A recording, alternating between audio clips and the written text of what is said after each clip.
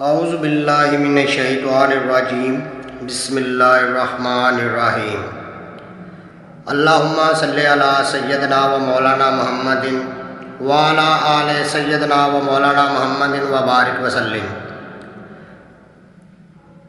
روزے میں غیبت کی نحوست۔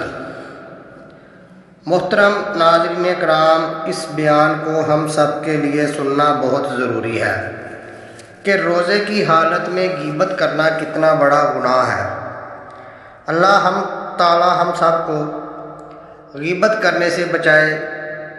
کسی کی غیبت کرنے سے ہمارا روزہ رکھنے کا بھی کوئی فائدہ نہیں ہے، اس لیے غیبت سے پرہیز کرو۔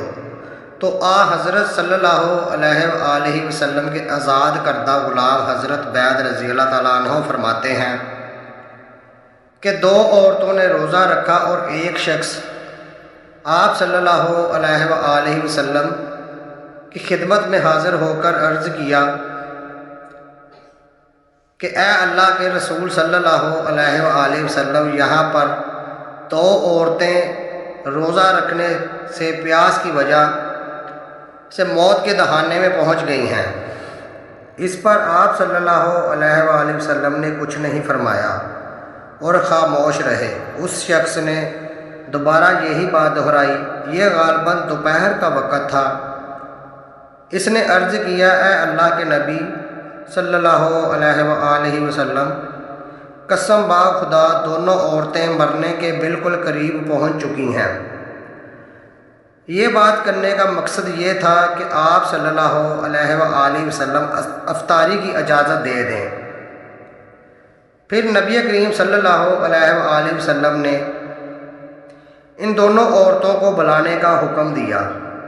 چنانچہ وہ دونوں عورتیں حاضر ہو گئیں۔ وہ شخص فرماتا ہے کہ پھر ایک پیالہ یا کٹورا لایا گیا اور نبی کریم صلی اللہ علیہ وآلہ وسلم نے ان دونوں میں سے ایک سے فرمایا، اس پیالے میں کیا کرو؟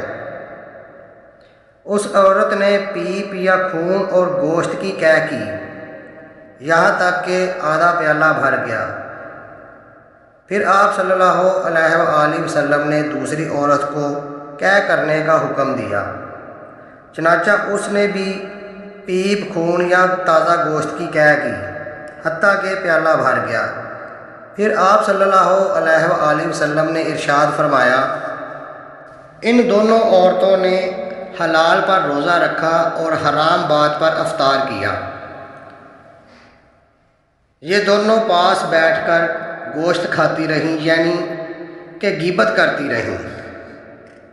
محترم ناظرین کرام، امید کرتا ہوں کہ یہ ویڈیو آپ کو پسند آئی ہوگی۔ آپ سے گزارش ہے کہ میرا یہ چینل نور المدینہ، اس کو لائک اور سبسکرائب ضرور کریں، اور اگر آپ اس ویڈیو کو فیس بک پہ یا ٹک ٹاک پہ دیکھ رہے ہیں تو فالو ضرور کریں۔